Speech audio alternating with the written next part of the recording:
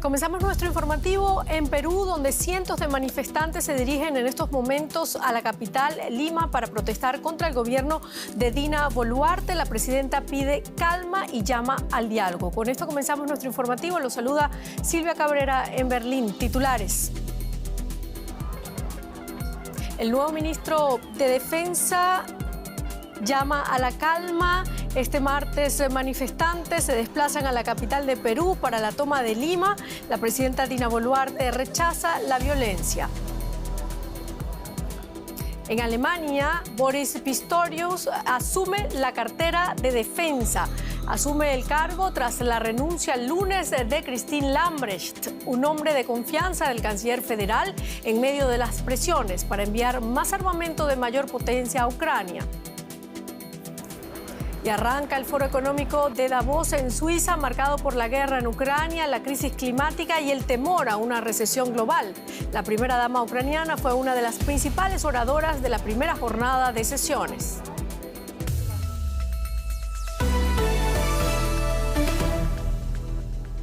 En Perú, los detractores de la presidenta Dina Boluarte se dirigen a la capital del país para continuar allí con las manifestaciones.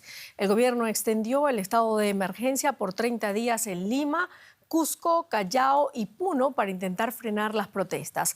Pero la Defensoría del Pueblo ha recordado a las autoridades que obstaculizar el desplazamiento de personas hacia la capital está fuera del marco legal. Los manifestantes reclaman la renuncia de Boluarte, el cierre del Congreso, el adelanto de las elecciones generales para este año y la convocatoria a una asamblea constituyente. Dina, escucha, no somos terroristas. Dina, escucha, el miedo se acabó. Parten a Lima desde diferentes puntos del país para llevar a la capital sus exigencias. Desafían así el estado de emergencia decretado por el gobierno en varias regiones, que autoriza a los militares y a la policía a intervenir para mantener el orden público. No vamos a renunciar, vamos a llegar como sea, aunque sea con pie. Tenemos nuestra cancha con nuestro quesito, por ahí cenaremos, pero llegaremos hasta el Congreso para cerrar y para votar a la señora Dina usurpadora. Que salga esta señora, que deje ese mandato, porque realmente nosotros, así que nos hagan lo que hagan, nosotros vamos a derramar sangre por defender lo nuestro, por defender al Perú. Las protestas han dejado ya al menos 42 muertos, más de 500 heridos y unos 300 detenidos en 5 semanas, según la Fiscalía. Casi 100 tramos de carretera seguían cortados el lunes en 10 de las 25 regiones del país. Aquí en Puno, el toque de queda se extendió 10 días para evitar escenas como estas. Campesinos aymaras que bloquean el puente internacional que sirve de tránsito hacia Bolivia. Aymaras, unidos, jamás serán vencidos. Los manifestantes pretenden forzar así una reforma constitucional, elecciones inmediatas y la renuncia de la presidenta Dina Boluarte en el poder desde el pasado 7 de diciembre. Algunas voces que salen de los violentistas y radicales piden mi renuncia, asusando a la población al caos, el desorden y los destrozos. A ellos les digo, de manera responsable, no voy a renunciar. La mesa del Congreso propuso este lunes adelantar al 15 de febrero el inicio de la segunda legislatura para agilizar así la votación que permita adelantar las elecciones a abril de 2024. Una señal que no parece que vaya a calmar los ánimos de los seguidores del expresidente Pedro Castillo, que cumple 18 meses de prisión preventiva, acusado de rebelión tras un autogolpe fallido en el que intentó evitar su destitución. Y las protestas han dejado víctimas, teniendo en cuenta que en los últimos días se manejaron distintas cifras. Hacemos un recuento de las víctimas mortales en el marco de las protestas en Perú, que ya son al menos 50. Esto según datos de la Defensoría del Pueblo de Perú, que desde el 11 de diciembre hasta la fecha contabiliza 41 civiles fallecidos como consecuencia de los enfrentamientos con las fuerzas de seguridad y 8 personas que murieron por accidentes de tránsito y hechos vinculados al bloqueo. Además, un policía falleció por un suceso de violencia en el contexto del conflicto. De esta manera se llega al medio centenar de fallecidos. Por otra parte, y en este caso según cifras del Ministerio de Salud de Perú, son casi 700 civiles los heridos, mientras que según datos de la Policía Nacional de Perú, 442 agentes de las fuerzas también resultaron heridos en el contexto de las protestas sociales en poco más de un mes. Y en Nueva York arranca hoy el juicio contra el ex secretario de Seguridad de México, Genaro García Luna, acusado por Estados Unidos de narcotráfico. Se trata del funcionario mexicano de más alto rango que se sienta en un banquillo de la justicia. Según la Fiscalía, el que fue el encargado de combatir el crimen organizado junto al expresidente Felipe Calderón, ayudó a partir del 2001 al cártel de Sinaloa y a su jefe, Joaquín El Chapo Guzmán, a introducir más de 50 toneladas de cocaína. García Luna fue detenido en diciembre del 2019 en Dallas y se ha declarado no culpable de los cargos que podrían acarrearle una condena de entre 10 años de cárcel y cadena perpetua. El presidente de Guatemala, Alejandro Yang Matei, llamó este martes a la cordura a su homólogo colombiano, Gustavo Petro. Esto después de que Petro llamara a consultas a su embajadora en Guatemala tras advertir que la Fiscalía del país centroamericano está investigando al ministro de Defensa de Colombia, Iván Velásquez, por su papel al frente de la Comisión Internacional contra la Impunidad en Guatemala entre el 2013 y 2017. La Fiscalía guatemalteca acusa a Velásquez de avalar presuntamente de manera irregular acuerdos de cooperación con exdirectivos brasileños en el caso de sobornos de la constructora Odebrecht en Guatemala. Los testimonios de los empresarios acusaban a dos funcionarios de muy alto rango de recibir sobornos por $18 millones a cambio de otorgar proyectos a la constructora. Y Alemania tiene un nuevo ministro de Defensa, Boris Pistorius, quien reemplazará a Christine Lambrecht, que además dimitió ayer tras un cúmulo de controversias.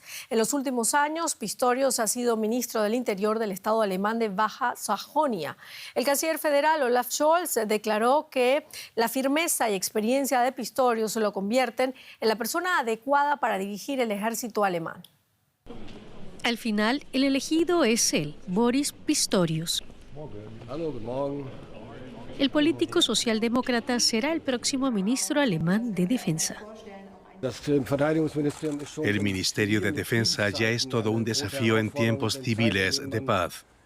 En épocas en las que Alemania está implicada indirectamente en una guerra, aún lo es más. Pero soy consciente de la importancia de esta tarea. Considero clave implicar a las y los soldados en este proceso. Pistorius hizo el servicio militar y los últimos 10 años fue ministro del Interior en Baja Sajonia. Allí se ganó fama de un hombre con principios claros, pero también con una gran disposición al diálogo. No solo es un amigo y un buen político, sino también alguien con mucha experiencia en materia de seguridad, que en la función que ha venido desempeñando ha colaborado de forma abierta y estrecha con el ejército y que ostenta la fuerza y la serenidad necesarias para una tarea de tanta envergadura en estos tiempos de profundos cambios. Porque Pistorius tiene que hacer frente a ingentes tareas. Dirigir al ejército alemán tras el fin de una era de paz en Europa, reforzar su moral y capacidad de combate, adquirir armamento adecuado e intensificar el envío de armas a Ucrania. Las expectativas puestas en Alemania no han disminuido, sino que aumentarán en los próximos meses. Por eso tiene que mostrar capacidad de mando y lograr que el cambio de paradigma se haga efectivo. Pistorius no tiene apenas tiempo para prepararse. El jueves toma posesión y ese mismo día se reúne en Berlín con su homólogo estadounidense. El viernes se celebra en la base estadounidense de Ramstein una gran conferencia de la OTAN en apoyo a Ucrania. Pistorius debe adquirir allí la experiencia internacional con la que hasta ahora no cuenta. y se elevan a 44 las víctimas mortales por el ataque ruso en un edificio residencial en la ciudad ucraniana de Dnipro, después de que los equipos de rescate sacaran el cadáver de un niño de entre los escombros. Los servicios de emergencia siguen trabajando para encontrar a una veintena de residentes que permanecen desaparecidos. El bombardeo fue uno de los ataques más mortíferos de Rusia contra civiles. El presidente ucraniano ha pedido a Occidente que acelere el envío de armamento pesado tras el ataque, que ha calificado de crimen de guerra.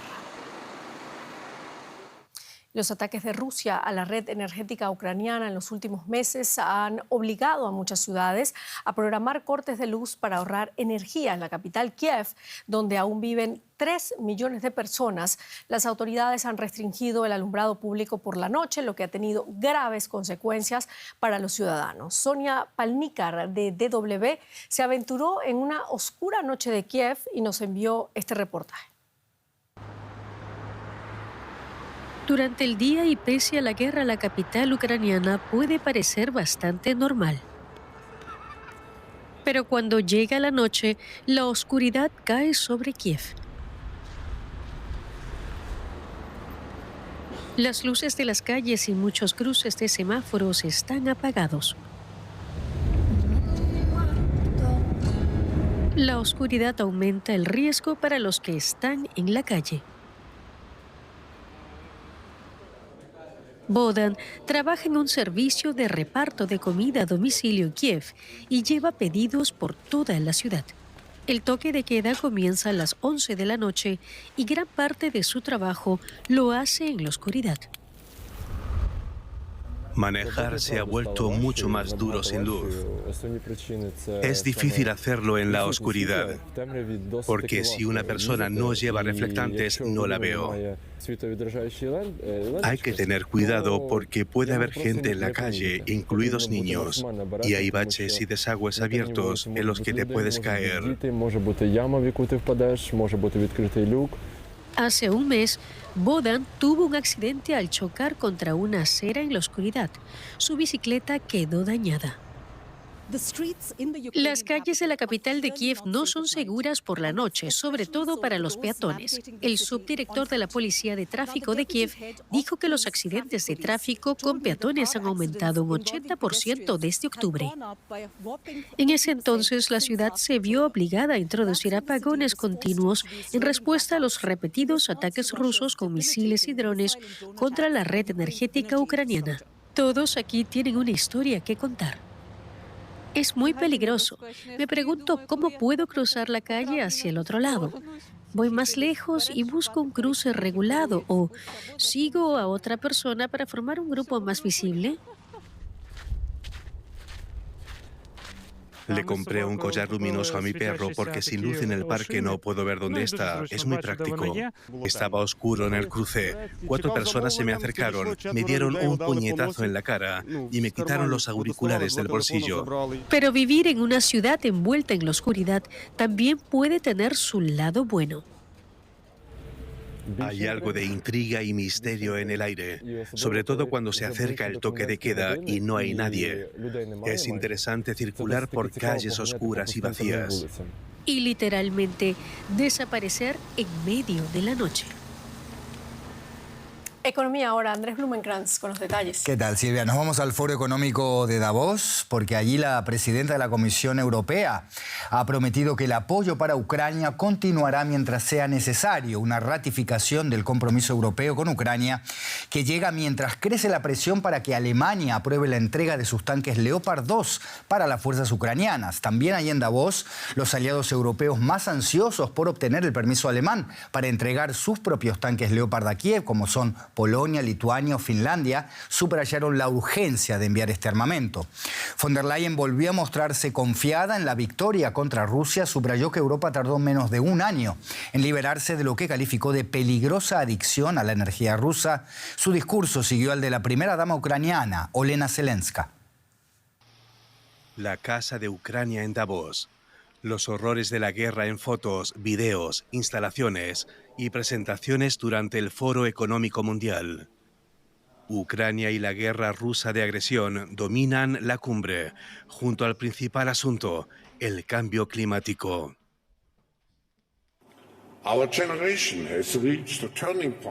Nuestra generación ha llegado a un punto sin retorno. Se enfrenta a problemas existenciales.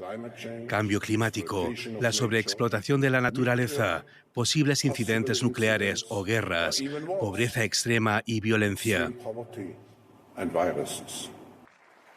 La primera dama ucraniana acudió a Davos para hablar en representación de su país y poner el foco en la dramática situación. ¿Cómo se espera alcanzar la neutralidad de carbono si no somos ni siquiera capaces de evitar que se quemen ciudades ucranianas enteras?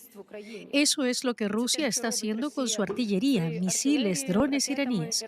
Todos ustedes saben que la agresión rusa no se detendrá en las fronteras ucranianas. Esta guerra puede seguir y desatar una crisis más amplia si Ucrania pierde. La agresión rusa mueve a otras naciones europeas a ayudar a Ucrania. La presidenta de la Comisión Europea subrayó el importante apoyo de la Unión Europea. Trabajamos estrechamente con Ucrania en todo aquello que favorezca su economía. Por ejemplo, las rutas de seguridad. El 60% del grano ucraniano se exportó por estas rutas, por vía terrestre a través de la Unión Europea. Hemos sincronizado nuestra red energética eléctrica con Ucrania. Hacemos todo lo posible para mantener su economía a flote, para apoyar militarmente y, por supuesto, moralmente.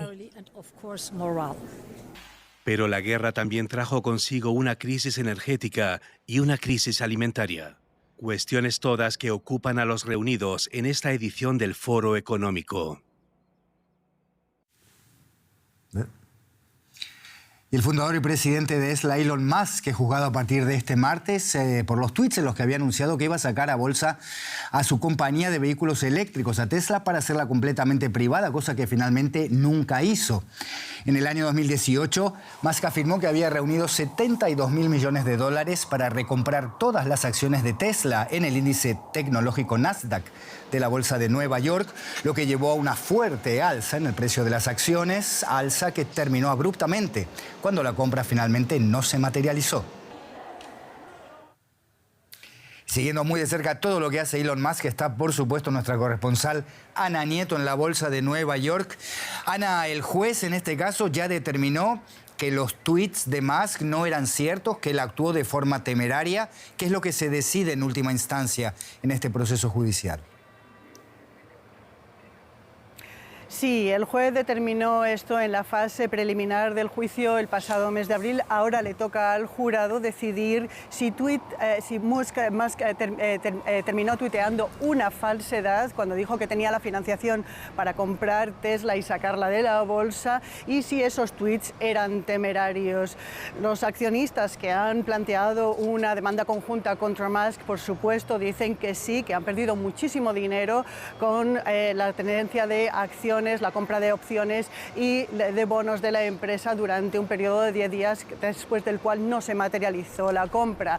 La defensa de Musk argumenta que él firmemente creía que tenía el apoyo del Fondo Soberano de Arabia Saudí para materializar esta compra, que sin embargo no se produjo. Curiosamente, los abogados de Musk no han llamado a testificar a nadie de este Fondo Soberano de Arabia Saudí, y el juicio empieza mañana con la testificación bajo juramento de Elon Musk. Se espera que siga hasta el 1 de febrero y van a testificar también otros miembros del Consejo de Administración de la compañía.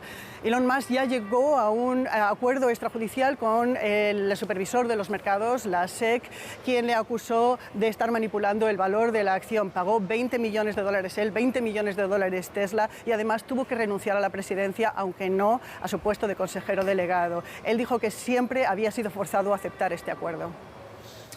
Musk había pedido a la justicia, Ana, que el juicio no se celebre en la ciudad de San Francisco, donde se está labrando una especial mala fama por su gestión en Twitter, ¿verdad? Sí, efectivamente. Musk ha pedido que el juicio se traslade a Texas, donde ahora Tesla, desde el año 2021, tiene su sede social. El juez, sin embargo, ha dicho que no, que se va a celebrar en San Francisco, donde efectivamente Twitter tiene su base y donde esta empresa, que Musk sí ha sacado de bolsa, está teniendo unos momentos bastante duros. Para empezar, lo primero que hizo Musk, según compró la compañía, fue despedir a más de la mitad de su plantilla. Ahora la empresa casi no tiene rumbo y ha perdido muchos de sus anunciantes. Musk ha pasado por muchos juicios este año, no es ajeno a cómo funcionan los tribunales y sabe lo que se dice. Ana Nieto, en la Bolsa de Nueva York, gracias por estas informaciones, hasta cualquier momento. Y ahora mismo Silvia Cabrera nos cuenta más. Así es, gracias Andrés. Un ex eurodiputado implicado en el escándalo de corrupción que afecta al Parlamento Europeo accedió a cooperar con los fiscales. La justicia belga afirmó que el ex parlamentario italiano Pier Antonio Panzeri, detenido en Bruselas, ha accedido a colaborar como arrepentido con las autoridades a cambio de una pena limitada. Panzeri está considerado como el supuesto cabecilla de una trama de corrupción relacionada con Qatar, Marruecos y Mauritania. El Parlamento Europeo sigue en estado de shock, incluso semanas después de que se conociera el escándalo de corrupción en torno a la vicepresidenta Kaili. Han vuelto a Estrasburgo para trabajar, pero lo que falta es normalidad. El escándalo de corrupción conocido como Qatargate sigue sacudiendo el Europarlamento y amenaza con socavar la credibilidad de la institución. El Parlamento ha perdido mucho con este caso de corrupción, pero estamos hablando de corrupción, es un delito. Ahora la justicia en Bélgica y la de Europa harán su trabajo. Siempre te hacen preguntas sobre el caso de corrupción y no sobre el trabajo político. Creo que ha hecho mucho daño a la reputación, a la labor de 700 personas. En diciembre, la policía belga registró casas y oficinas de diputados y exdiputados europeos. Encontraron maletas llenas de dinero en efectivo. 4 personas, entre ellos Eva Kaili, una de las vicepresidentas del Parlamento, fueron arrestadas. Están acusados de aceptar sobornos a cambio de favores para Qatar y Marruecos, acusaciones que ambos países niegan. Heidi Hautula es política finlandesa, una de las vicepresidentas del Parlamento Europeo. No encajaba bien en las opiniones de sus colegas socialdemócratas de la oficina del Parlamento Europeo, donde éramos compañeros. Tenía su propio estilo. A veces me preguntaba si tenía algún tipo de intereses privados. Como consecuencias del escándalo, la presidenta del Parlamento, Roberta Metsola, ha propuesto nuevas normas anticorrupción, incluyendo un mejor control del acceso a la Cámara y a sus miembros. Los eurodiputados también tendrán que declarar sus bienes y con quién se reúnen cuando debaten leyes. Para Daniel Freund, representante de los verdes alemanes, es una buena señal, aunque subraya que el problema nunca fue la falta de normas. En comparación con los Estados miembros, en la Unión Europea tenemos altos estándares de transparencia e integridad. Las reglas están para cumplirse y para eso necesitamos un organismo independiente. ¿Será una instancia independiente la solución?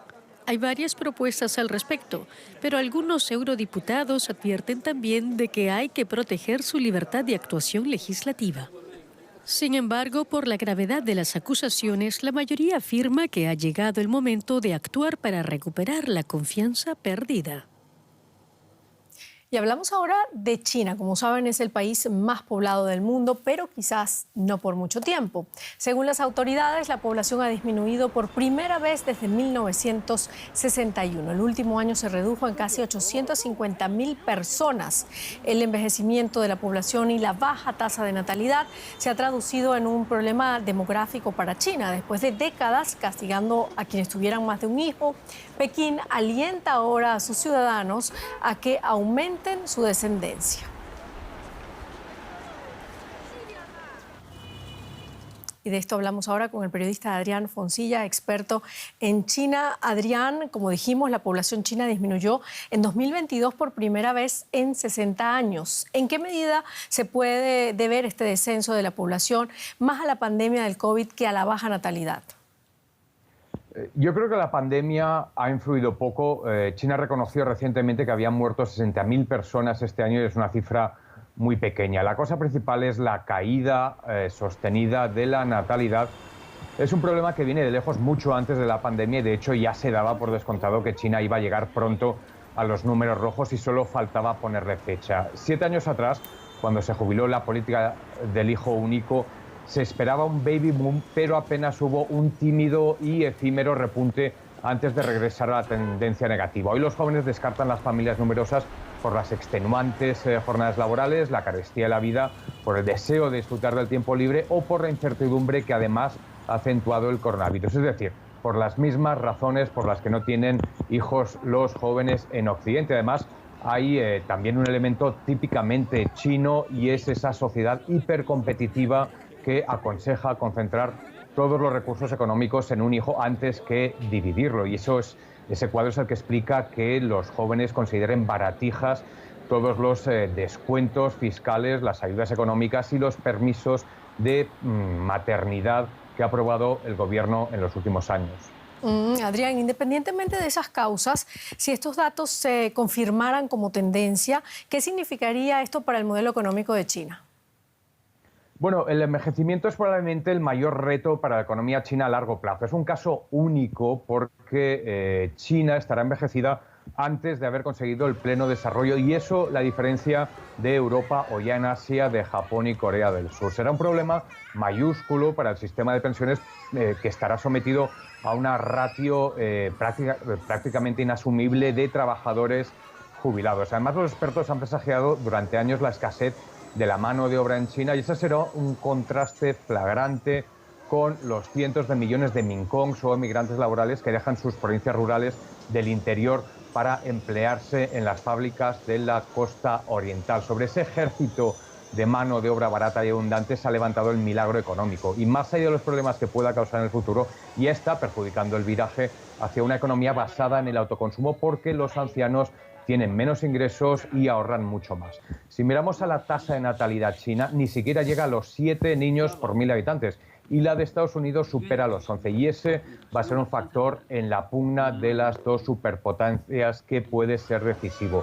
China confía en la robotización para atenuar la falta de mano de obra, pero es muy poco probable que vaya a solucionarle por completo el problema. Bien interesante. Muchísimas gracias, Adrián Foncillas. Gracias a vosotros. Un abrazo. Seguimos con otros temas. Las banderas de Rusia y Bielorrusia han sido prohibidas en el recinto del Abierto de Australia tras una queja del embajador de Ucrania. Sucede tras la aparición de banderas rusas en las gradas durante un partido entre la ucraniana Katarina Buindel y la rusa Kamila Rajinova. Más tarde se pidió a Daniil Medvedev que firmara la bandera de un compatriota tras su victoria en la primera ronda. Normalmente las banderas pueden exhibirse en Melbourne Park, pero los organizadores suspendieron esa política para los dos países implicados en la invasión rusa. Con esto terminamos. Gracias por habernos acompañado. Hasta luego.